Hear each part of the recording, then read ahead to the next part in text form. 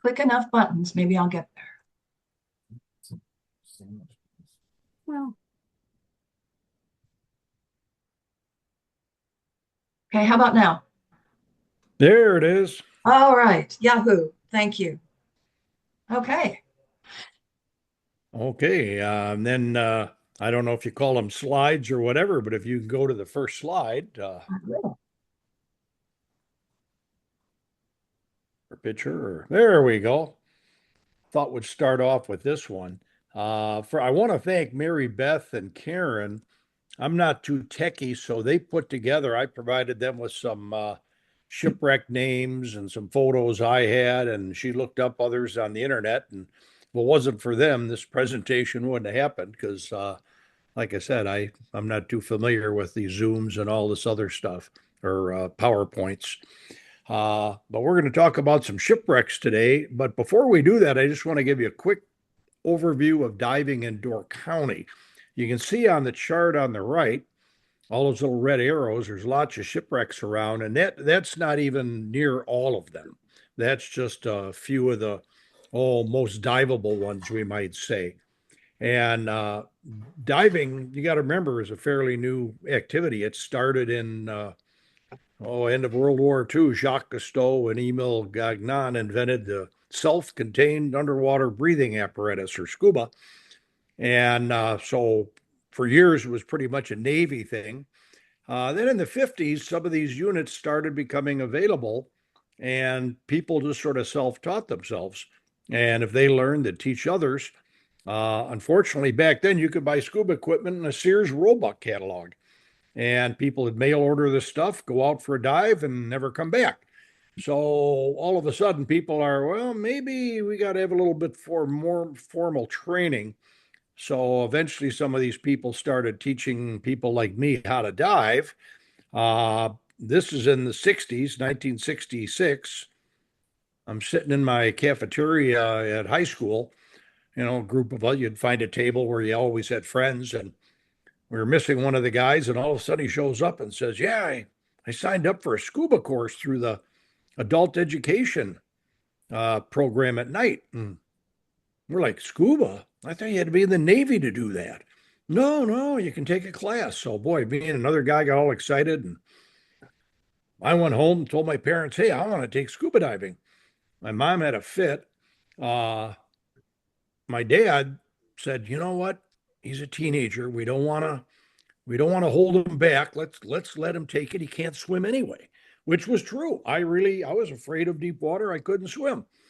Uh, and I had I don't want to bore you with too much stuff, but I was a very sickly child with meningitis and polio and encephalitis. And the doctor said I'd never, ever, I'd be a frail kid. I'd be lucky to make it through childhood.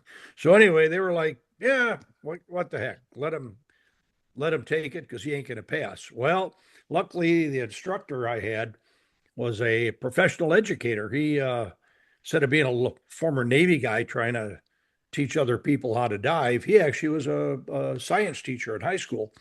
So he was knew how to teach, and he applied his professionalism to teaching scuba. And he guided me. He wouldn't let me quit. He guided me through the class. I sort of learned how to swim during my scuba class. Uh, and back then, this was just, it was called Universal Aquatics. Guy's name was Claude Jewell from Northern Illinois. Several years later, it was 1970, a group called PADI got formed, Professional Association of Diving Instructors, and they standardized dive education and made a universal worldwide certification card.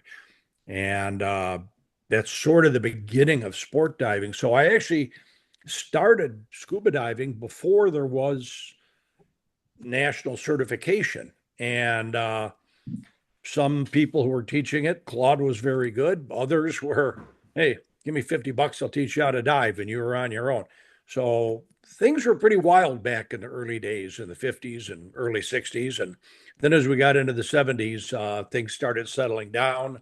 YMCA and others started offering formal scuba diving, and uh, it got safer and safer. Uh, our dive club in Northern Illinois. One day I heard about they were coming up to dive shipwrecks. Up till then, I was diving quarries and small lakes in Northern Illinois. In some cases, if you had 1 foot visibility, you were lucky.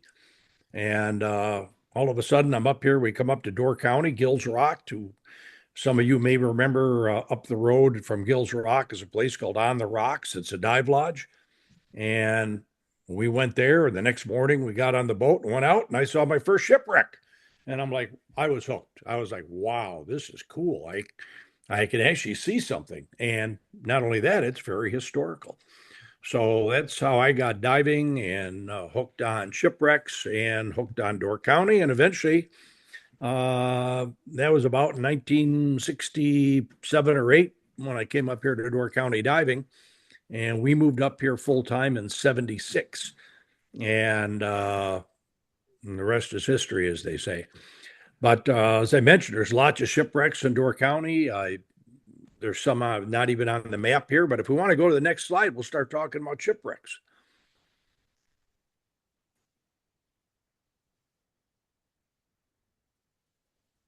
Okay, there we go. The Frank O'Connor. This is probably the most popular wreck in Door County. It sank off of Cana Island. It's if you're familiar with North Bay, where Gordon Lodge, the top deck is. If you go straight out from there into the lake about 2 miles and 70 feet of water, you'll find a Frank O'Connor. The picture on the left, you can see, it's got a wheelhouse and then a cargo area behind the wheelhouse and the steam engine in the back. You see the big smokestack. Well, the O'Connor was carrying coal. Back then, these are steam engines. And, you put a coal-fired steam engine on a wooden boat, it's just a question of time to when it's going to burn.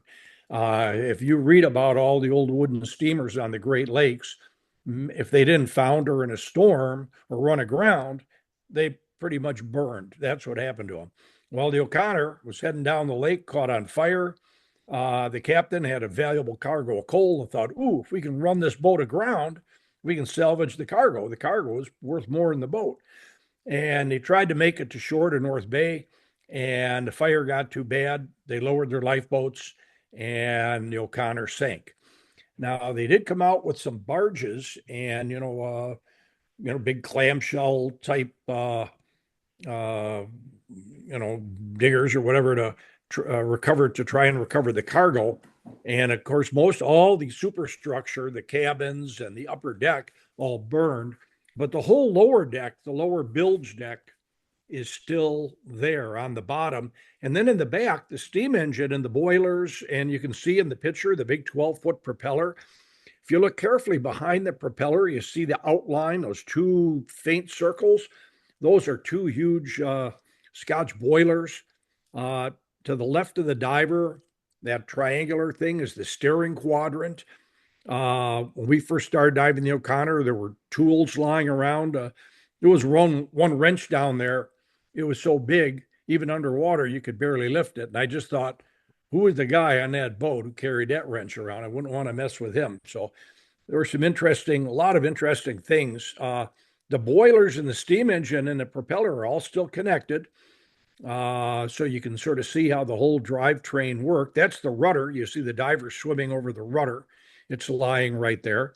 The wreck I mentioned is in 70 feet of water, but the steam engine and boilers come up to 40 feet. They're 30 feet tall. Very impressive. So there's a dive buoy on the wreck now. And when divers go out there, you come down to the top of the steam engine. In fact, on a clear day, you can get in the water and look down and sometimes see the top of the steam engine. So it's really a fairly easy dive. 40 feet, it's very diveable. The safe sport diving limit for beginning divers, for sport divers, is roughly 65 feet, 60 to 65 feet. So depending on water depth, the wreck sits at 65 to 70 feet. So you don't need any special certifications to dive this wreck. As long as you're an open water diver, you can dive it. The only thing you have to be careful, this wreck is just over 300 feet long. So where this diver is at the very back, the stern of the boat, if you want to swim to the bow, and it went down bow first. So when it hit the bottom, the bow got crunched up, but the windlass is still there, the chain, the anchors, they're all still there. But it's a 300-foot swim to the bow. And if you're familiar with scuba, there's only so much air in a tank and you're breathing it. If you're not careful, you're liable to swim to the bow and then all of a sudden realize, uh-oh, I don't have enough air to make it back to the anchor line coming up to the boat. And you'd have to do a free ascent in open water, which, if you're trained enough and comfortable enough, there's no problem with that. But I always caution divers, you're better off doing 2 dives on this wreck. Do 1 dive on the stern, and they'll actually move the boat up to the bow and let you dive that area. But it is a nice, very nice wreck. I've seen fish, schools of fish on this wreck. I remember I used to run dive charters. The very boat that Mary Beth mentioned that Foppy owns was a dive boat. And in fact, when I first started going on the rocks, after a while, one of the guys from On the Rocks, one of the captains, Bob Lapp, left there and went to the Shoreline. That's the year they bought the Shoreline boat from the Navy, and they turned it into a dive boat, and I dove off it. Little did I know, someday it would become Foppy's, and and I'd even own it in between there. But anyway, a little history of the boat. But interesting wreck, a lot of stuff to see, but schools of fish all over it. We had one guy on board. He had just gotten back from a Caribbean trip somewhere. He said he saw more fish on this wreck than he did on his dives in the Caribbean. So nice wreck. And I feel free to go to, and if people want to ask questions at the end, is that correct, Mary Beth? Yes. Okay.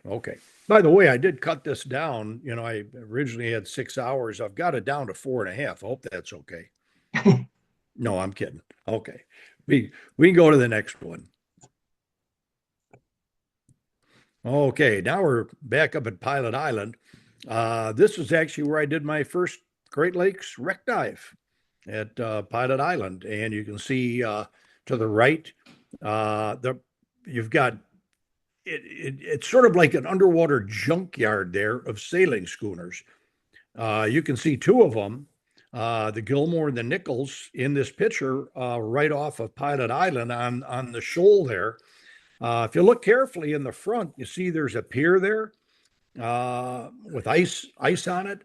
That pier is still there. So those wrecks went up on the rocks there.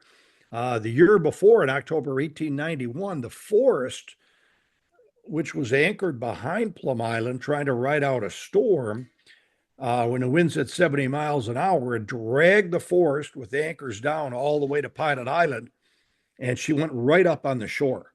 So the Forest, by this time, was wreckage of it was in the foreground.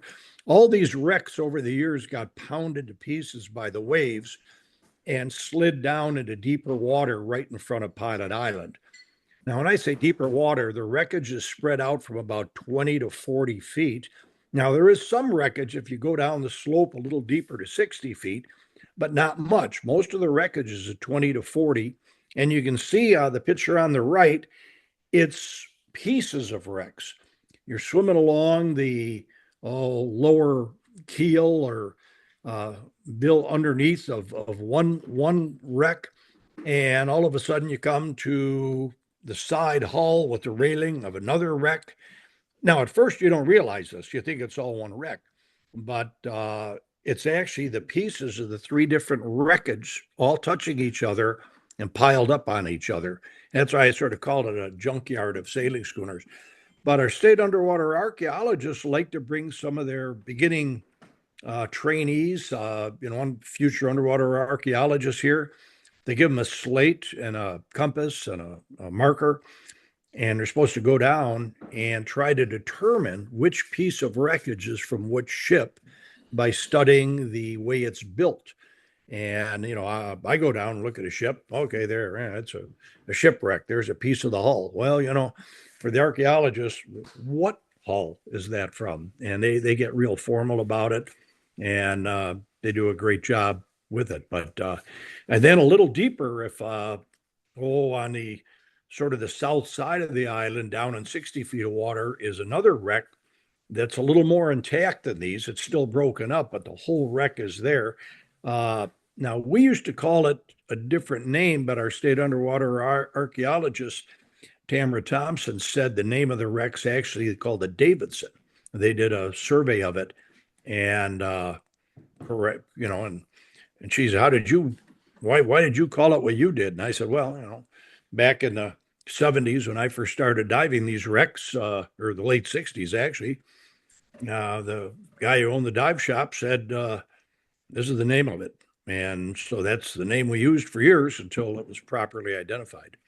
But interesting diving on clear days sometimes when we have the shoreline boat out there, especially in the spring on a calm day. You can look down and see all these wrecks. Uh, Pretty interesting. And yeah, like I said, we can go to the next slide if you want. Rowan barge. Now we're getting a little farther north. This barge is actually up off of Poverty Island and St. Martin Island. It's out in the lake a few miles. It's in 105 feet of water. So this is a little deeper dive. See the big crane? Now, this is sort of a drawing of a tug and a barge. This is not 100% accurate, but you see those big steel spuds sticking up. When these barges get into position, they can lower these spuds to hold the barge in position and, for dredging. And then the huge crane on there. Well, when this was being towed by a Rowan tugboat from Sturgeon Bay, that's what we call it, the Rowan barge. I don't know if the barge actually had a name or not. On the barge was a small tugboat called the Hud.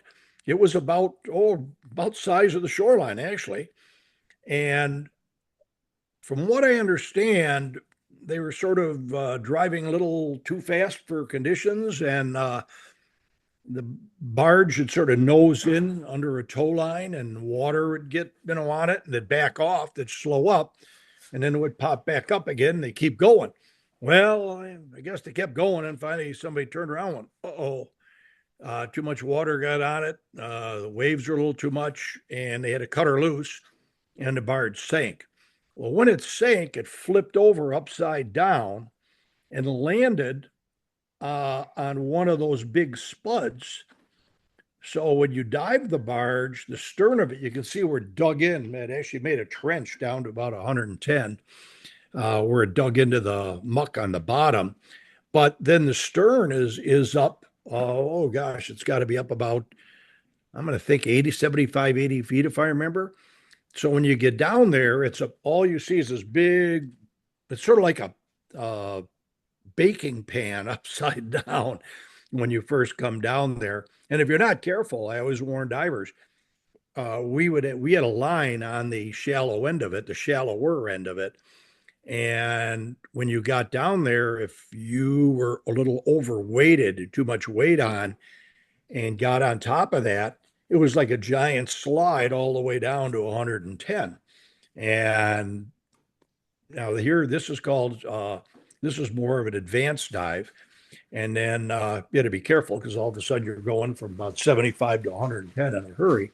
And it created some buoyancy problems for divers. So I'd always tell them, try to get under the barge. Now you're under the barge. Now you're sort of trapped under it. It's darker under there. You have to be careful. Make sure there was plenty of daylight, but you have to make sure you're orientated. And there's a door hanging that off of a little cabin wheelhouse, and you can swim up, stick your head in there and look. You can still see the controls. And then there is a hatch that leads inside the barge, but there's nothing in it. It's just a empty hull inside, but it's full of silt. And I'd always warn divers, don't go in there because it's zero visibility in there. If you get lost in there, you're done for. So it definitely was an advanced dive, but an interesting dive with a big crane on it and the controls in there. And they had a big safety first painted on it. And so it's, of course, now it's upside down, and it was always made for some interesting pictures, the safety first. And here's the barge lying on the bottom. But interesting dive, sort of funny. Years back, a neighbor of mine knew where some of these wrecks are from. He had started diving in the 50s. So we went up there and basically found this barge by dead reckoning, by lining up Poverty Island with St. Martin Island, with the Gull Islands, and going back and forth with our sonar in 110 feet of water till we marked a target and dove for it. So I had the numbers written down for the barge. When I say the numbers, this is like the location, but back then, this is before GPSs. So we used a Loran, which coordinates your position with radio towers, not quite as accurate. And somehow I lost these numbers. I had them in my unit, and I get another diver had pulled into the marina at the shoreline. I gave him the numbers, and somehow I must have hit the delete button, and I lost the numbers. So now we got to go find it again. So we go up there one day, and we're trying to look for the barge, and we saw a boat quite a ways away. Finally, we sort of headed towards that boat, got the binoculars out, and the guy with the binoculars says, "Huh, doesn't look like the boat's moving, but there's some girl in a bikini lying on the bow." We thought, well, okay, let's head over that way. And we headed over that way and noticed, they're not fishing. What's going on? And so we got a little closer and yelled, "Are you diving by chance?" And she's, "Yeah, we're diving on the Rowan barge." And we went, there. So we found it by my lookout spotting a girl in the bikini. That's how we refound the Rowan barge. Sort of an interesting story, I think. But anyway, this time we made sure we didn't lose the numbers, the location of it, and spent many dives going there. And this sort of deep, this a little bit farther out in the lake. So sometimes we'd be diving not too far to the east of us, would see the big freighters coming down up and down the lake because we're that far out, not quite in the shipping lanes, but we're out a ways. Now we go to the next slide. By the way, the Rowan barge is actually one of our more modern, shall we say, modern wrecks, not a wooden schooner or wooden steamer. Now, the Rastus Corning is right near the Rowan barge, but it's over by the Poverty Island Lighthouse. If you're ever heading up towards the Poverty Island Lighthouse, you sort of approach it from the south, just to the left of the lighthouse is where the Rastus Corning is. And it basically sank by hitting Poverty Island. It was a very large schooner, as you can see. I don't know if that's the Corning. I guess that would be the Corning. The deck on the Corning, at one time, the Corning was one of the largest sailing schooners out of the Great Lakes, 216 feet in length. Well, most of these schooners were average would be like 130 feet. Some would be smaller, 90, 95, 100 feet. You might have some a little bigger, 140, 150 feet. But 216, that's a big schooner. The deck on this thing, when you dive it, you're swimming across the deck going side to side. And it's like, wow, it just gives you an idea how big it is. The wreckage there is spread out from about 20 feet down to about 65 feet. And, it's busted up, but there's some big pieces of it, like the deck, and makes for an interesting dive. And you're right. In fact, you're so close to the island. When I take divers there, sometimes I'd have to double anchor the boat because if the winds switched or current was a little wrong, it would, you actually were risking swinging on the anchor and ending up hitting the island or the rocks there, which you didn't want to do. You didn't want to become another shipwreck like the Corning. So a very, very interesting dive. Now, Corning, you might note a familiar name. Have you ever heard of Corningware? The China, same family, but before they got into that, they were into shipping. So it's the same family as the Corningware family. The diver on the right, Joan Forsberg, her and her husband Chris Cole. Some of you might be familiar with Chris. Him and Joan wrote a lot of books about shipwrecks all over the Great Lakes. And to get videos and pictures of these wrecks and understand them better, they'd go out with dive charters, or people with boats. So Chris and Joan were on my boat, the Shoreline, before Foppy had it many times. diving these wrecks. And so I've gotten to know Joan very well. She's in the Women Divers Hall of Fame, and very, very well known. Her and her husband, Chris, very well known diver and divers. And so, anyway, that just happens to be a picture of Joan there.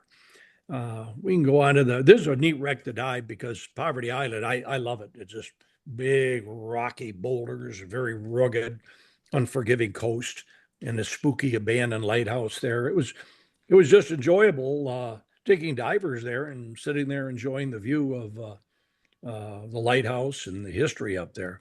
We can go on to the next one now. The CC Hand. This is a very big wreck, wooden steamer again, and it's up on the north side of Summer Island. Uh, Summer Island, sort of the last island in the island change. The Grand Traverse Islands start off in Door County with Foppy's very own Pilot and Plum Island. And then, of course, you have Washington Island and Hog Island and Rock Island. And then you got St. Martin Island, the Gull Islands, Poverty Island, Little Summer Island, stepping stones all the way to Upper Michigan. And the CC Hand is way up on the north side of Summer Island.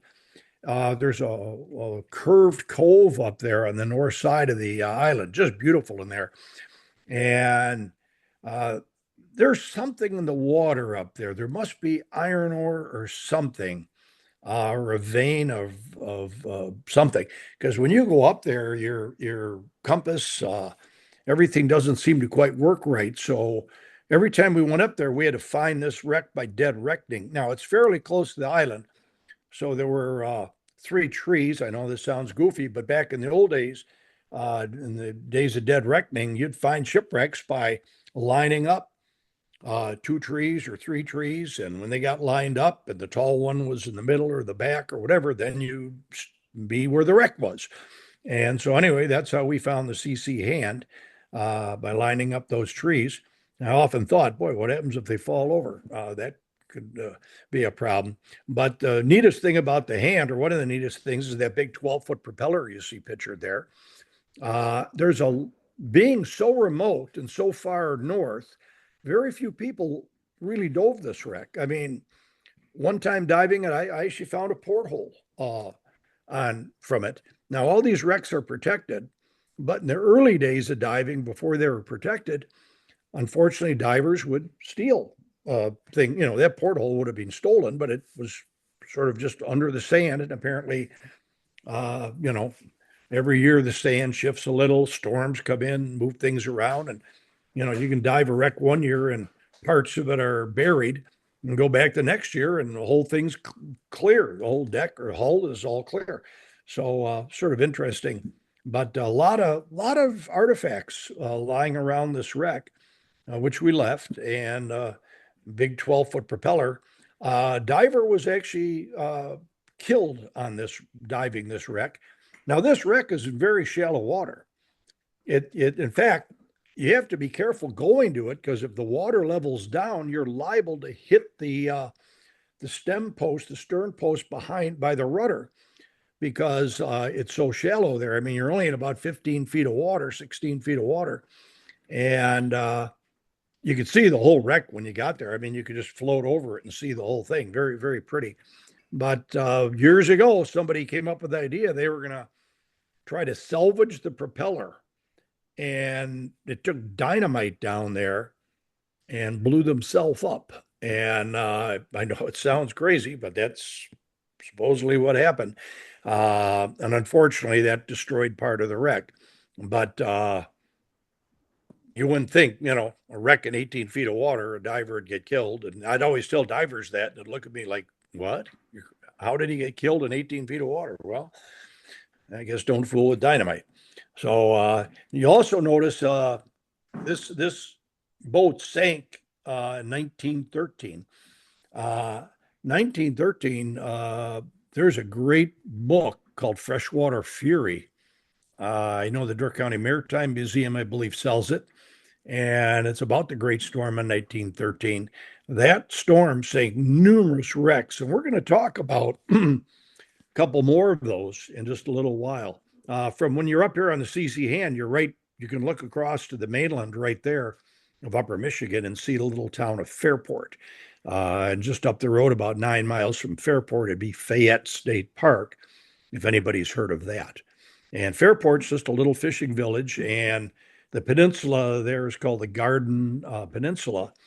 So if you ever look at a map, you got Door County sticking up from Wisconsin, and follow the islands up and sticking down, another thumb coming down from Upper Michigan is the Garden Peninsula. So you're way up there. It's a long run to get up to the CC hand. Sometimes we dive the Rowan Barge first, which is a deeper dive. And then because of, I don't want to get into all the details on diving. I can certainly answer questions later, but the deeper you go, the more nitrogen you absorb. And the longer you stay, you have to decompress on the way up. So once you're up, you actually still have compressed nitrogen in your system and you have to off gas for a while. So you can't do like a 110-foot dive for, let's say 15 minutes or 20 minutes or a little, well, let's say you do a half hour and have to decompress a little, and then come back up, get another tank, go back down. You have to credit, you have your no decompression limit now, instead of being, my 20 minutes might be 15 minutes because you've got nitrogen in your system. So rather than make divers wait hours before we could dive the Rowan Barge again, would come up and dive the CC hand, a nice shallow wreck. It was almost like doing a decompression stop, diving the hand. But anyway, neat wreck. We can go on to the next picture now. The R. Williams, there's another wreck up in that area. This one, you can see on the chart, the island on the left is St. Martin Island. You see the lighthouse there. Over to the right, you've got the Gull Islands, and then farther over is Poverty Island. And Poverty Island is where the Corning is. Summer Island would be up north of that. And the Rowan Barge would be way off the chart to our right. If you went straight out to the right, the barge I told you about, it's farther out in the lake in deeper water. Now, the R. Williams is about 2 miles north of St. Martin in 105 feet of water. So this is another advanced wreck, as we call it. And the reason we say advanced wreck, once you start getting down in the range here, 90, 100, 105, 110, your bottom time is very limited unless you want to decompress. Now, the divers are used to it. It's no big deal. You just got to make sure you have enough air with you, or decompression, or hang a bottle on a line off the dive boat, which I used to do. I'd have I actually had a 25-foot regulator attached to a tank on the bow, and the regulator was hanging there. So if anybody needed it for decompression, it was available, sort of a safety. But there's a lot of things involved when you start going a little deeper. And the Williams is 105. The deck is about at 90 to 95. So if you just stay up on the deck, you can actually get a little more bottom time. If you drop down to the muck on the bottom, it's neat to see the whole hull. And if you swim out in front of the bow on the far right of the diagram there, the big bowsprit, the bowsprit is still on the Williams. And when you swim out in front of the Williams and look back at the bow of this ship with the bowsprit there and the anchors hanging off the side, it looks like this boat's coming right at you and it's ready to go. It's intact from the bow all the way back to sort of the darker area on the stern. The hull is totally intact. You can see the cargo holds, the mast fell over, but the capstan is there, the yard arm, the windlass, the anchors are hanging there, bilge pump lying there. And you can see in the picture on the upper right, the China. When we found this, but let me clarify that. When I say we, a guy named Bob Ducro from Milwaukee found this. And I'm trying to remember his buddy's name. They're the ones who found it. They had a friend in Door County who I knew real well, and they came in for air. I had a dive shop, and my friend said, "Oh man, I got to tell you something. We got ourselves a wreck. She's beautiful." And I'm like, "Where is it?" He says, "I can't tell you yet." He says, "Trust me, we will tell you, but we all need air here." So anyway, I tried to pry the information out of these guys, and they said, no, no, no. We want to document this wreck. We want to video it. Well, they wanted to go diving like the next day and was blowing little rougher, and they had a smaller boat. So Bob came to me and said, "Hey Jim, make you a deal. We need your boat." So because it can handle the waves, and we'll take you up there, but you got to promise us to keep this quiet for a year so we can properly document it. And these guys weren't thieves or anything like that. They were into conservation, preserving shipwrecks. So we went up there and dove the wreck. It was covered with fish nets when we first found it. And the fish nets are very dangerous. You get tangled in them. And they're draped over the bowsprit. It was like a tent under there. You had to really be careful. And so what we did is we went down with lift bags. When you put air in a lift bag, and it would float to the surface. But what we'd do is we'd take the lift bag down, with no air in it, tie it to the fish nets, put some air in it so the bag would float up above us, and then we'd start cutting the nets. And as we cut the nets, they'd keep going up. And somewhat, you had to be careful. This is, getting a little more dangerous, a little more advanced diving, with fish nets floating around and silt. It's a very silty area. If you hit the bottom with your fins, it'd cause a 3 foot, 4 foot cloud of silt, and you wanted to try to stay up off the bottom. But we did a couple of dives up there to get most of the nets off, and we piled them up on the bow of the shoreline. One big stinking pile of rotten old fish nets. We came back into Gills Rock. Oh my God, that poor boat had to really hose the bow down. It just stank. And but we got the nets off, and then we started documenting the wreck.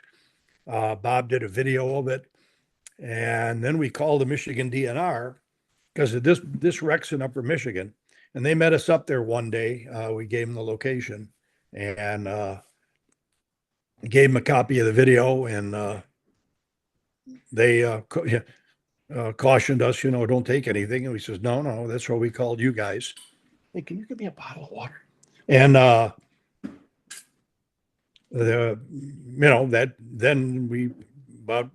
a year later, I started running dive charters up there. This became a very popular wreck. In fact, Chris Cole, I mentioned, who wrote all those books on shipwrecks in the Great Lakes, him and his wife called me up. They lived in Chicago area, the western suburbs. He says, on a good day when you're going up to the Williams, please call me ahead of time. Now, in some cases, I had a dive charter, full boat, so I couldn't get them on. But one time I had room and I called them up. And they drove up, I gave them a few days' notice. They drove up and I took them out there. And previous to the Williams, he had written a book, The 100 Greatest Shipwrecks on the Great Lakes. So he came up from his dive and was in the water, and I was on the bow, and I looked down at him and I said, "What do you think, Chris? You think that'll make it in your book?" He said, "Not only that'll make it in the book," he says, "I'd say that's one of the top 10 shipwrecks in the Great Lakes."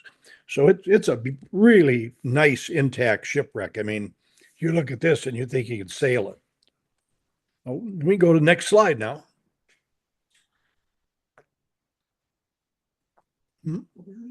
Here, Williams.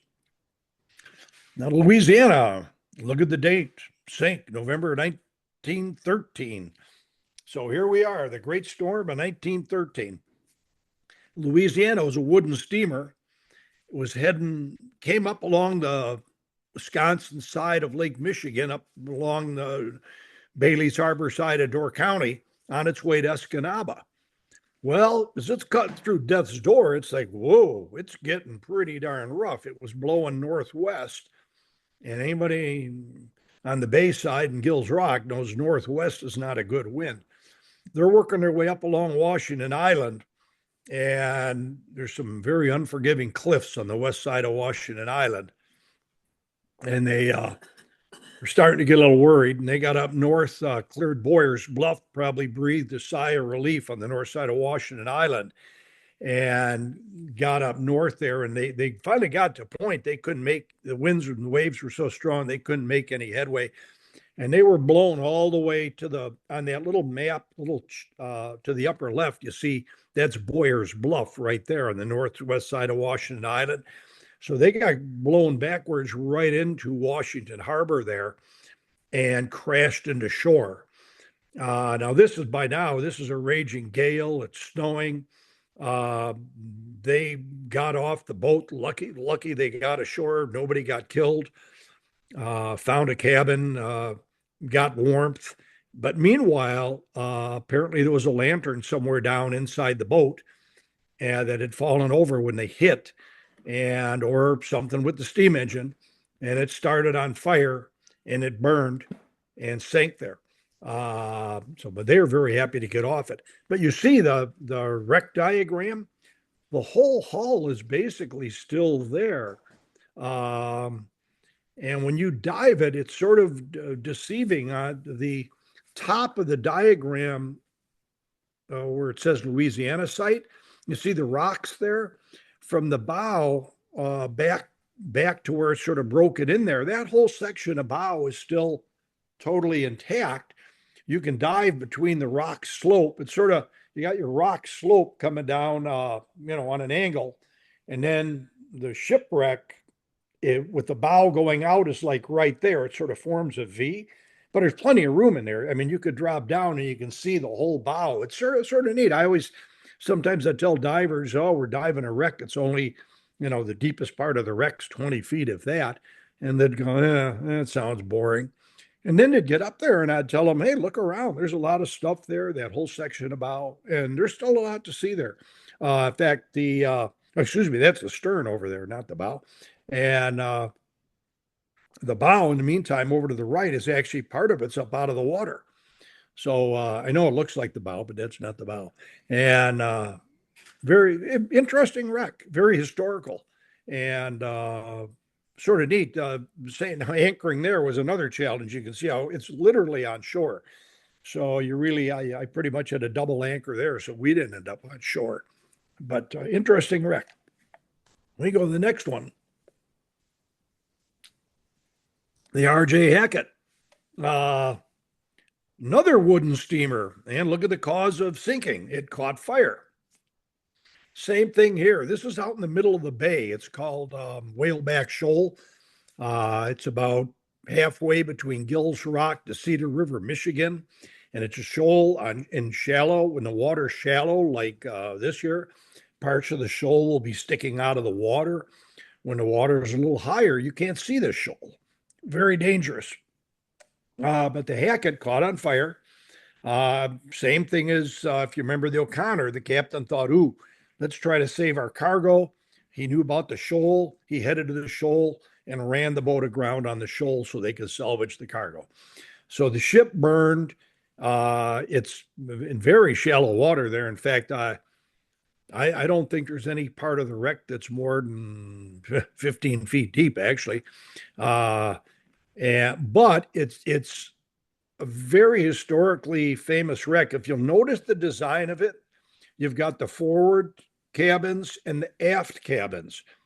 And when you look at many of the modern freighters, picture the famous Edmund Fitzgerald, for example, with the forward cabins and the rear cabins and the cargo areas in between. I know Captain Eric Bono's with us. He used to serve on the Honorable James L. Oberstar, and that had forward and aft cabin. A lot of your freighters. This was the first one of that design. So very historical shipwreck. And there were a lot of divers who, even though it was shallow and quite a ways out, they wanted to dive it. And the boiler, the one boiler is still there. You could actually swim in the boiler if you are so inclined. And some divers would do that and come back out. There was still a lot of stuff out there to see. A long way out, like I said, to the middle of the Bay of Green Bay, but very interesting wreck and historically significant. We can go to the next one. The Meridian. The Meridian's a small schooner off of Sister Islands, Sister Bay. In the lower picture, you see the two sister islands, and then there's basically a rock. There's a shoal that comes off that southeast island, and it comes all the way out like a big curved arm. And at that very end, there's like a rocky pinnacle that comes up. In shallow water, boats hit it. Yacht Works Marina, not too far away, gets a lot of business off of boats hitting that because they wrecks their props. Well, the Meridian hit it, and they didn't fare too well. They sank there. Uh, and yet there's still a lot of, even though it's a shallower wreck, deepest part of it's about 40 feet, if that. And but part of the hull is intact with the railing still on it, believe it or not, even though it's a shallower wreck. And same thing there. When we went there to dive, we had to be very careful. We didn't hit that rock. Unfortunately, when you're running shipwreck charters, a lot of these wrecks sink because they hit a rock, they hit a reef, they hit an island, and now you're going there to dive them, and you got to make sure you don't hit the same thing they did. So anyway, rather interesting little wreck. And sometimes in strong south winds, when we couldn't get out in the lake to dive the O'Connor or go farther up to the R. Williams or the Rowan barge, would bring divers to the Meridian because we're sort of behind Sister Bluff there, and we could get in the lee of the land a little bit. Now we go on to the next slide. The Carrington, a little farther down towards Egg Harbor, you see Head Island there. And just Head Island is the same thing. There's a rocky pinnacle sticking up off the bottom, and Carrington hit that and sank. And just to the south of that pinnacle, the Coast Guard now has a navigation buoy warning boats about it. But years ago, there was no warning, and the Carrington hit that. And the wreck there is spread out on a slope going down from about 15 feet down to about, I think 70 feet if I remember, and a lot of wreckage there, a lot of big wreck, and it's sort of a long way down from Gills Rock to go there, but it's a neat wreck. Sometimes we do the Carrington, the Meridian on the bay side at the same time. Okay, anybody else? We can go to the next slide here. The Fleet Wing. This is probably the most famous shipwreck in Door County and one of the most dove shipwrecks in the Great Lakes. And as you can see, there's not a lot there. I mean, there is a lot there. In fact, just past where the diver is, you see that dark outline there. That's actually one of the hulls, the side of the hull lying on the side with the railing still on it. And this is your lower bilge and keel. And so there is, and then farther out, this is right next to shore. If you ever go up to Garrett Bay in Door County, there's a little boat ramp there where you can launch kayaks. Just to the right of the boat ramp, 100 feet is the wreck of the wreck, is the wreck of the Fleet Wing. And literally it's part of it's darn near and sticking out of the water. It's in a couple of feet of water. And where the diver is only about 12 feet of water. Farther out in about 25 feet of water, about 100 yards out is more of the wreckage. But it's so accessible. Divers you go right off the shore. You don't need a boat to get this. You go right off the shore. Very, very popular wreck. And right near, just farther down from this is another little wreck called the Japan. There's wrecks all over the place. Yeah, and we go to the next one. The Resumption up by Plum Island. Now, the Resumption hit basically, you can see in the picture on the lower right, you can see it sitting there stranded. There's a shoal there right off the range lights that comes out, and they piled into that, and that's what sank them. And there's not much left of this to dive. And the wreckage, the diveable part of the wreck is down around 80 feet. And there's a few boards scattered around going up the slope. And as you can see in the upper left picture, depending on storms and things like that, pieces of this wreck keep washing up on Plum Island. But the deeper part, that one deeper part is still there. But it's the type of wreck, if you take divers to and you dive it, tell you the truth, it could almost be a piece of a dock. There's I mean, if you look at it, you can tell it's a wreck, but there's not much left of it that identifies it as a wreck. It's just some wood lying on the bottom, and uh, but it it's there, and if people want to dive it, it is available. We go to the next picture now. The Scove and the Berwyn, as you can see, Plum Island is there. To your right would be Washington Island, and there's a shoal right where that little marker is called Middle Shoal. Now, Middle Shoal is only a couple feet deep, and so to boats going into Plum or Detroit Harbor on Washington Island, if you're not aware of the shoal, you could easily run aground there, and that's what happened to the Scove and the Berwyn. Now, the Scove, Tamara, state underwater archaeologist,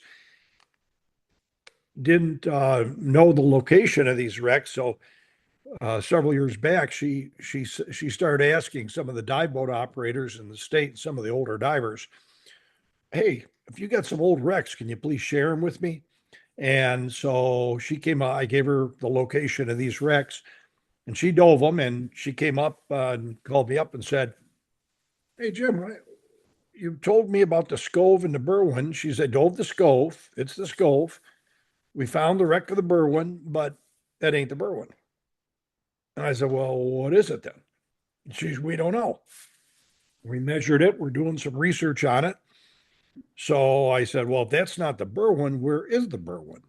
So now the mystery deepens.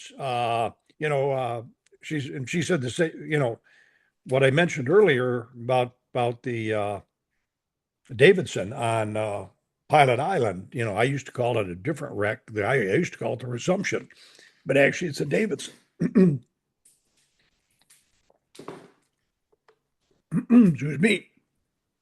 So it turns out the Berwyn is not the Berwyn. And the only reason I call it a Berwyn is 40 something years ago when I dove it, the guy in the dive boat told me that was the Berwyn. So that's why I called it a Berwyn. So there's a lot of wreckage in between Plum and Pilot Island. There is stuff all over the place. In fact, we can go to the next slide. The Pride, okay. Going back up to Washington Harbor, Louisiana is farther south, sort of where that you can see it, Louisiana Shipwreck there. And then up near the mouth of the harbor on the northeast side is the Pride. Now you can see where the diver is. There's not much left of the Pride. I'd tell divers, it's really not even worth diving. But, if you've already dove Louisiana and some other wrecks, you might want to dive it. So it's up there. And so you got two wrecks right close to each other. And then across over on the left side of the harbor is the old Goodrich Hotel site. Goodrich Steamers had a big pier there. Lots of junk over there if you want to dive there. Shoes and boots and pipes and cups and saucers. And they just throw all the garbage off the pier. And back then. So a lot of sort of a junk dive over there. We go to the next one. And then this just mentions unidentified wrecks. Just north, or well, that'd be, sort of northeast of Pilot Island towards Detroit Island. There are some two hulls lying on their side, 50 and 55 feet of water. I told Tamara about that. They went down and dove them. There's dead eyes on them. There's some artifacts there. A lot of divers don't know that wreckage is there, so not many people dive it. And the question is, are those hulls lying there with the railing on them even, is that a new wreck? Is it maybe that's the Resumption? Maybe that's the Berwyn? Or are those pieces of the Pilot Island wrecks? So someday she wants to come back up here with her archaeology team and just spend some time diving all these pieces of wrecks all over the place. And I think that might be our last wreck slide. And I see we're probably out of time. So it's up to you, Mary Beth, whether you want to get into cave diving or save that for another time, whatever you think. No, I'd like to get into cave diving. If others need to leave, we won't feel slighted, but you're going to miss some really great pictures and explanations about why someone does cave diving. So go Well, for it. Yeah. well, okay. I mentioned I learned how to dive in 66. Um, got my instructor's license in 1970. And the guy I used to work for, this Claude Jewell I mentioned earlier, who's somewhat a legend in diving education, um, used to teach classes in the winter, for example, where I learned at my high school. And, but you can't take divers out in the winter. Part of a diving course you learn is classroom, pool, and then you go out and do some open water dives. Well, in the winter, you can't go out and do open water dives. You got to wait till spring. So in some cases, divers are waiting several months from when they completed their class to when they do their open water dive. So Claude would run trips to Florida, down to the Florida Keys. And he had a couple, well, the first time or one time we went down there in an old bus. That's a whole nother story. Another time we went down there in vans. And somewhere along the line, he heard about these freshwater springs in North Florida. And he says, hey, let's stop there and check it out. He says, I'm thinking Florida's such a long state. These springs are right over the Georgia border. We can break up the trip a little. We can stop there, do a dive. Next day, drive down to the Keys, do our dives down there. And on the way back, dive in the springs again, get all the salt water off our gear. But these springs come from underground via caves. Now, if you just dive in the springs and stay in the springs, it's real pretty. There's fish, turtles, uh, crystal clear water. I mean, it's so clear you can drink it. In fact, there's some bottling plants. Nestle has a bottling plant down there. They actually bottle this water. Some of the cleanest water you'll ever see. It's like you're swimming in air. Uh, and so he says the one time, there's a cave there. Let's go into this cave. Just the instructors, none of the students. Let's just check it out. And we're quite frankly lucky we lived through that dive. We had a small tank on our back then, and a small tank under our arm, one light each, and we made it. We forgot the water was so clear we didn't realize how deep we were, and we didn't realize it until we're on the highway that we didn't decompress. That was probably my first minor hit of the bends without knowing it. Very minor. And but I was hooked. I got into that crystal clear water. And in fact, if it wasn't for my buddy, I probably wouldn't be here. We got down, we were about 110 feet down. We went down through this tunnel, came to a room, and there was this like corkscrew. We're at 70 feet, and there was this corkscrew going down to 110. And you drop down through this shaft and then through this tunnel, and you came to a fork. And I looked and sort of, let's go. And he grabbed me and said, hey, we better go. We better go. And I'm glad he did, because by the time we got up to the surface, we're almost out of air. The water's so clear down there, you don't realize how deep you are. You just don't realize it. It's called a lure of the labyrinth. So I'll show you some pictures here real quick. As you can see in this picture, and here's the same picture, to go cave diving requires specialized equipment. On my back are oversized steel 112 cubic foot tanks. And if you overpressurize them, which we do, which is not recommended, but it's a long story how we bypass that. You can get up to about 200 PSI in each tank. So you're going down with, or 400 cubic feet of air, 400 cubic feet of 4,000 PSI, 4,000 cubic feet of air. Typical diver diving out here in the Bay or Lake will have an 80 cubic feet tank. So I got 400 cubic feet on my back almost. So got a lot of air there. Valve guards on those were made by the U.S. Deep Cave Diving Team.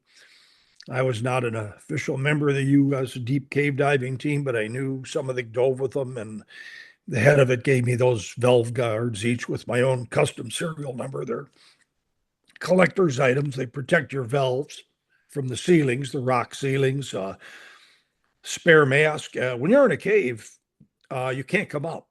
So sometimes you're back thousands of feet.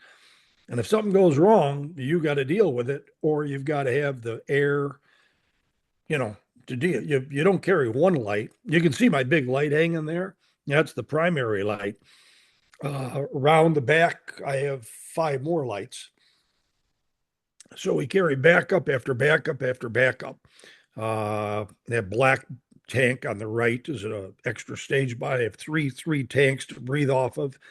And then the fourth one over on is in my oxygen bottle for decompression. That one you leave at 20 feet. You don't take that down deeper. Oxygen under pressure, 1 atmosphere of pressure is toxic. It'll kill you instantly. So oxygen, I do have a cover on the regulator. I can't access that regulator without opening the cover. So if I did leave it deeper than 33 feet, it's sort of a warning like, hey, make sure you know where you are before you breathe it. But I'd always leave it at 20 feet. Backup computers in case one goes out. Reels would have one main reel to find our way in, and other reels if we want to go into side tunnels. So, and I have one more of those black stage bottles, I call it. So if I was doing a big dive with the 2 tanks on the back, the 2 stage bottles, the oxygen bottle, that represented about 280 pounds of equipment. You'd carry all the smaller tanks to the water first, and then put the big guys on your back on. And even then, those were 110 to 120 pounds. So cave diving is very equipment intensive, as you can see. Let me go on now.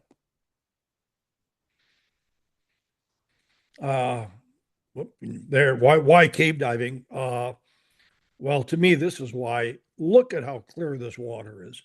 The picture on the left, if you look real careful, way down on the bottom right, that's the entrance to that room where that darker area is. That's the entrance to that room. You can see 2 divers way down there, 2 more up near the ceiling.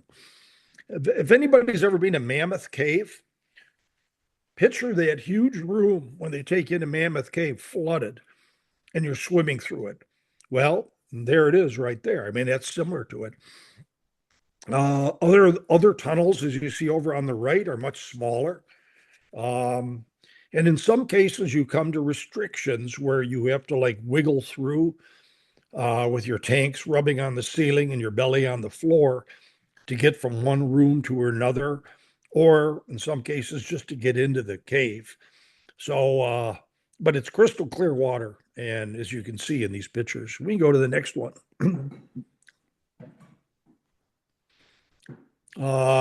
There's another picture of a beautiful cave on the left. If we could back up to that last one, or did we skip one? Okay, here, well, we'll stop here. This one here, couple of pictures. These are what the springs look like from up above. The one on the left, I believe that's Madison Blue. It's way up near the Georgia border. In fact, when we're diving that cave, I sometimes wonder, am I in Florida or Georgia? Not really, but you're that close to Georgia border, you wonder sometimes. That particular cave, they're still exploring. Actually, many of these they're still exploring. What they had, I'm an old time, like the gear I showed you, a little disclaimer. That stuff, along with me, belong in a museum. I started cave diving the same way I did wreck diving. I started cave diving before there was any certification. And unfortunately, over the years, over 700 divers have been killed in caves. So now that training is more mandatory, and a lot of like Madison Blue, I used to camp there. Now it's a state park. So a lot of these places are controlled now. And there's regulations. Back in the old days, it was like the Wild West down there.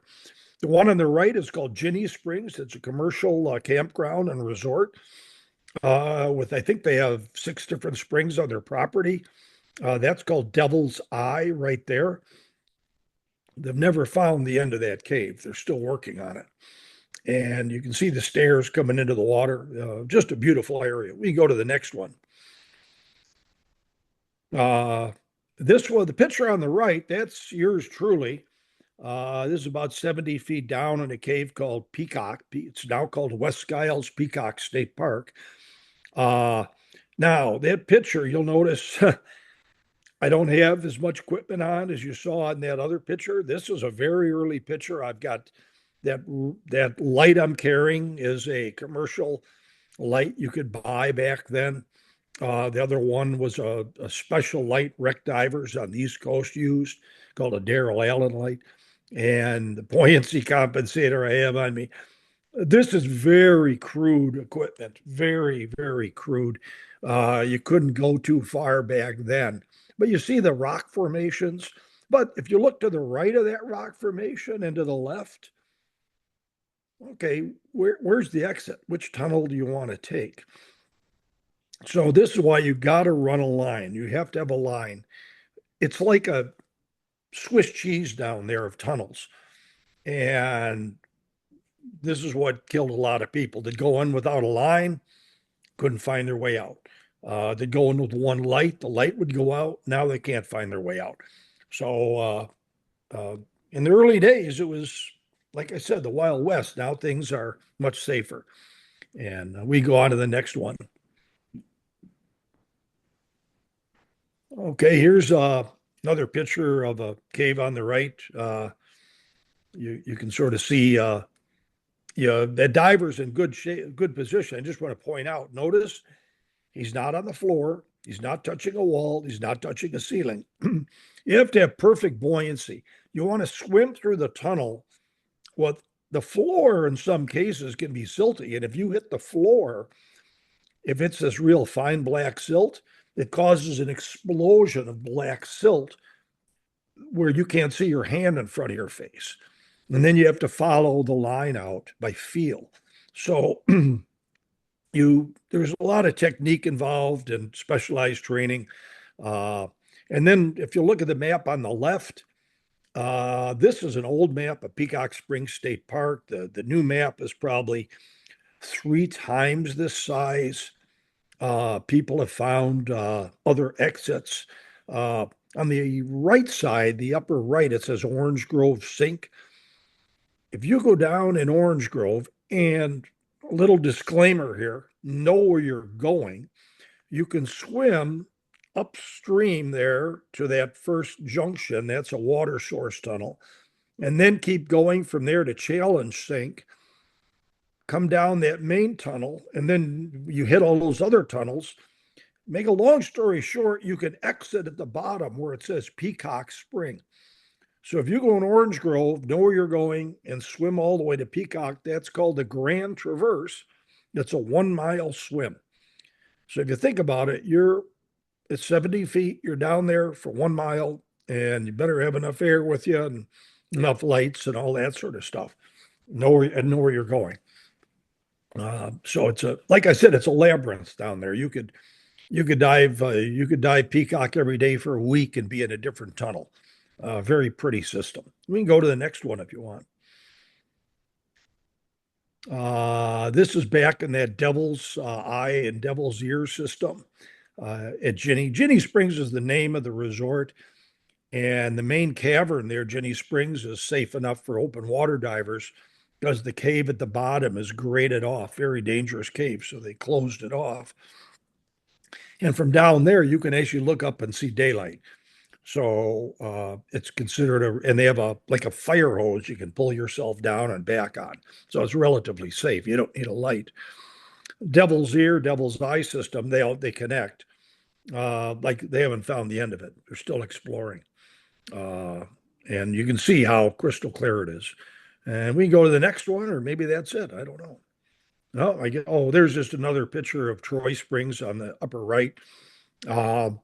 See that it's right where it says Troy Springs. You see the rocks. It's real shallow there, but that blue hole that goes down 80 feet, and That actually looks a little murky, to tell you the truth. Usually it's so crystal clear you can see the bottom. And when I say crystal clear, there's a cave I dive up near Tallahassee, or I did dive, and it's 165 feet down to the bottom where the beginning of the cave entrance is. You want to talk about decompression? That was over a 4 hour dive, and a lot of it was decompression. But my buddy didn't feel like diving that day, so he stayed up. There's stairs going down to the water, and he had a little dog with a red vest. I got down to the bottom at 165. I could turn around, look up, and see him standing there with the dog and waved. He waved back. He saw my light go on and me disappear under the rock ledge into the cave. So it's that clear. I mean, from 165 down, you can wave to somebody standing on the surface. So that's why I like to do it. It's just crystal clear. And now modern, like I mentioned, Tamara Thompson, our state underwater archaeologist, she's into these new high-tech closed circuit rebreathers, which are you actually breathe in air or mixed gas. They're breathing in mixed gas, computerized with helium in it. When they exhale, the bubbles don't go up like with me, with my open circuit system. The the exhaled air goes back into the system and it gets scrubbed, cleaned with filters. And then there's a oxygen tank, small oxygen tank that adds just enough oxygen, to keep you alive. And because of these rebreathers, they can go, I'm limited to how, in cave diving, you only use 1/3 of your air. You go in on a third. When you use a third, you turn around and come out. If all goes well, you're going to use about a third coming out. And that leaves you a third for safety and for decompression obligations. Every cave dive's a decompression dive because you're down for a long time at fairly deep depths. The deepest one I did was 200 feet. And just to get to that room, I think we had a 2,000-foot swim back in this tunnel, and then we jumped off the line there into another room and through a crack, and then there's this huge room that goes down, and then at the bottom of that room are two tunnels. You can't fit in with equipment like I showed you. You have to have tanks mounted on your side because the tunnel is so small, and I didn't go beyond there. But there's amazing the stuff you can explore. Anyway, that I think probably wraps up the cave diving. Well, just one more picture. West Skiles, Peacock State Park. Peacock, when I first started diving there, was just back in the woods. We camped there. We used to camp there. Would camp there all week. Never see another person sometimes on a weekday. And there were no stairs going into the water. We had to climb down over the rocks to get into the water. And sort of nice now that it's a state park. You got stairs going into water. They have bathrooms there. It's patrolled. It's safe. You have to show your cave diving certification, to get in. And like I said, things are much safer. But anyway, that's that. And the reason it's called West Skiles Peacock State Park, Wes was a very famous cave diver. Unfortunately, he was killed. Not ironically, not cave diving. He was actually on an open water dive with a rebreather, and something went wrong. And but now that's why it's called the West Skiles Peacock State Park. I knew Wes very well. Good guy. Madison Blue Springs. That's just another picture of it on the bottom left, and you can see out in the background. That's the Withlacoochee River. And these springs are crystal clear, and they make a run. They make their own little mini river. It flows out to the bigger rivers like the Swanee or the Withlacoochee. And then the diver in the upper right, perfect form, not hitting the ceiling, not hitting the walls, not hitting the floor. Proper technique. Okay, next, that might be it. Oh, okay, unnamed spring. I do know the name of it, but I don't want to. It's being explored. This was just found, actually. As you can see, North Florida is pretty rugged. It's not your typical, I'd go down to North Florida for 3, 4 weeks on a cave trip. I'd come back. People go, I thought you went to Florida. Yeah. Oh, where's your tan? Well, you can see where we go. For one, you're underwater in a cave. You're not going to get a tan down there. And when you're above ground, you're in the middle of the woods and swamps. And this spring, somehow, I don't know if a property owner found it on his property and divers are just exploring it. This is all within the last few weeks. And as you can see, it's some of these springs are you're crawling through the brush and you got to watch out for spiders and snakes. Do have to be aware there's alligators in the rivers. Usually you never see them in the springs, but it's just something to keep in mind. So it's not your typical diving, let me put it that way. But anyway, that wraps it up. Sorry if I over don't get me going on diving. We'll be here all day. I think that's it. That's Yeah, great, thank Jim. you, Jim. I'm going to stop sharing and see if we have any questions.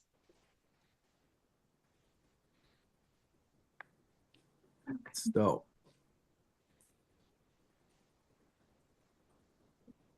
Yep. Okay. Beth says, Jim, that was interesting. Lots of thank yous. Awesome. Okay. Well, if anybody ever has any questions, many of you, you got my number, you got my email. Feel free to ask. Hey, And remember, disclaimer. Some of the stuff you saw with my equipment. I'm the new modern divers like Tammy and friends. She just got back from a trip in that Devil system. They're going thousands and thousands of feet beyond where I ever went. They can go deeper, they can go farther, they can stay longer. So my stuff, like I said, belongs in a museum. It's not old school. It's old school. But I see Styles is here. Yeah, hey, that's a Jim, question. I have a one question. Thanks a lot. That was great. I really enjoyed it. If you had to pick one dive up around Door County that you'd recommend a diver make, and then one cave that you'd pick in Florida, in the Florida system, what would those be? Well, I think I'd have to the O'Connor or the Williams the Williams technically isn't in Door County, it's in Upper Yeah, Michigan. yeah, But the Williams is an intact schooner, sailing schooner, mostly intact. The O'Connor's a steamer, totally different wrecks. Nice thing about the O'Connor, the top of the steam engine is only 40 feet. So it's a recreational dive. And the Williams, that's 105, we should have some advanced training for that. But those are my two top ones there. And then caves, boy, that's a tough one. That's the first cave dive I ever did was a place called Little River. And because of that, it's always been one of my favorites.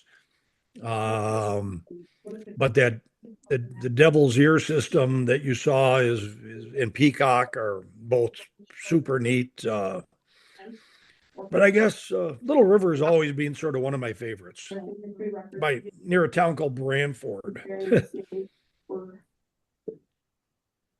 Constructed in the development of our country. Yeah. Chuck is a yeah. I thought, unfortunately, I can't be real descriptive about this article, but probably goes back, I don't know, 5-10 years ago. There was an article about a shipwreck, 120 feet of water or something like that, which was really intact, and sounded like it was up north of St. Martin. They had pictures. The thing was, it's like it just, laid down on the bottom. The masts were up, and they had pictures of the bowsprit and everything, very ornate. Do you know which one that is? That's not one of them that you showed, I don't think. No. Now there was a wreck found out in the bay called the May Queen. It's a very small wreck. It's over towards Upper Michigan. A friend of mine found that. But that's a pretty small wreck. Yeah. But very interesting. I mean, the cabins on it and all that. About 110 feet down. But that other one, unless there's somebody found a new one up there I don't know about. Yeah, I wish I could find the article. And it had pictures. I don't know if it was in a magazine or something. I got to do some research on that, but it sounded like it was a new find. That it was, and now when I say new, it goes back maybe a decade or so. But um, something that was found up in you know the towards Michigan there. That'd be pretty interesting. But Oh, yeah, the other question I have, the only thing that I would even classify as a cave dive, and trust me, it wasn't a cave dive like you just talked about. It was and it's in northern Florida, Crystal River. oh yeah. Yeah, Crystal River, and that was one that I went on. We were up there for business, went on the dive. Real neat. You can swim with the manatees and all that. And it was like, okay, we're in 10 feet of water. What is this about a cave? And you go over and the bottom just drops out of the river. And we went down like 70 feet and crystal clear, like you say, but it's like honeycomb. And you dive down in these honeycombs. Now, that's as far as I would do in terms of a cave, but you're down in there and looking up through these honeycombs up to the surface. What an experience. It really was pretty cool. Yeah, Um, that I've dove that King Spring, I think it's called. Or there, and that there what it's was called? Okay. Yeah. well, there's several places you can dive there. It could have been Okay. one of the others too, but yeah, that's really neat. You go out on a pontoon boat or something, and Yeah. Yep. It was, yeah, very cool. And diving with the manatees was pretty impressive too. did you You go know, out with a guide down there? Or? there was a guide, but they didn't go in the water with us. They just took us out on the boat and took us over to the rim of the spring and pretty much anchored there. There were a lot of boats around there, a lot of divers Yeah, that day, that was and told us what to do. And the guide stayed on the boat, but I just remember him lecturing us on the manatees, where you don't approach the manatees. right. You got to get downstream and let them come by you. And there was one of them that came by us. It was probably 10 feet, not even 10 feet away, just chowing down on the seagrass. It was quite a memorable experience. Was that Water bird? crystal clear. That birds underwater? Was that it or not? Or No, I don't think so. oh, Yeah, okay. yeah. There's several. I just happen to know Bill Bird, but Okay, yeah. I don't think so. But anyways, okay, great presentation. Thank you so much, Jim. okay.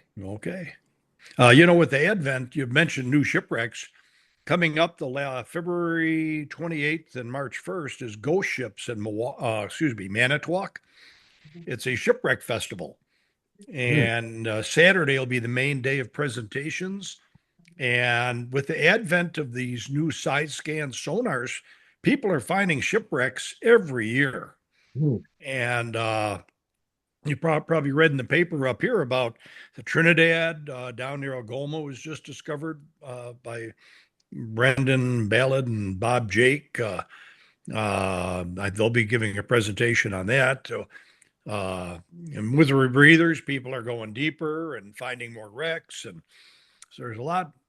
Technology has really improved. So pretty interesting. Yeah.